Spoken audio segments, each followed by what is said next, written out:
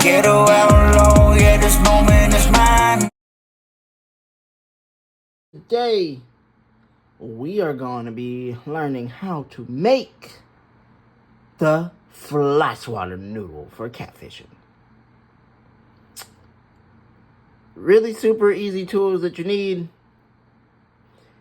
You need a 2-pack of fly swatters from Wally World.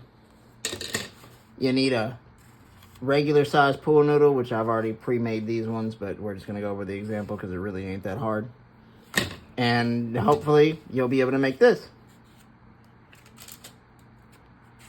Okay, so whenever you get the best colors that work well is try not to match them in colors of bodies of water where you're going to be noodling with this.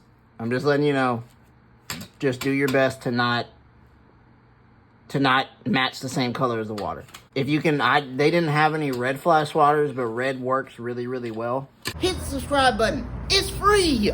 You know, obviously blues don't really, which I know this one's blue, but still. Blues don't really show up that best in the water, especially if you're on a boat or whatever and you're looking for it. Not the best, but it's fine.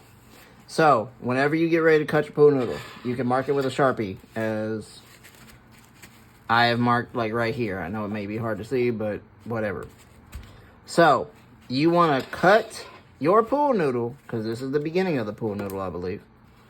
And you want it to be a little bit shorter than the end of the handle. You can use a Sharpie to mark it, whatever the case is. If you want to go a little bit lower, that's fine. But you're going to need a little bit more room, just in case you got fat fingers or whatever the case is. So, once you get your pool noodle cut, you take it, you stick it in, and if it slips right through, then you're going to have an issue.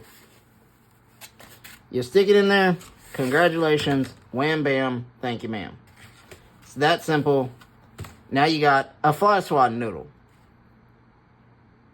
And the fish will pull it underneath the water, but won't keep it underneath the water. When it comes up, it's obviously going to plop up in the air, and then it's going to smack the water. You might be able to hear it if you're close enough. And then the next part is up to your discretion. Just like with the making the limb limes, I'm going to use this same intended rope, essentially. It's not the same rope, but it's obviously a different length or whatever. But all we're going to do at that point is we're just going to tie it through, put a leaded weight on the end, and put the hook on. That's it. You can use a tungsten weight, any kind of weight you want, just so that way it'll sit there and stay down and not float up on the top. And that is how you make a fly swatting catfish noodle bobber. All right. Before you head out, if you're rocking with this content, the next video on your screen is the one you don't want to miss. It's a part of the journey. Real experiences, real lessons, no shortcuts. So go ahead and click the video, and I'll see you over there. Ghetto Outlaw TV, Outdoor Division. Let's get it.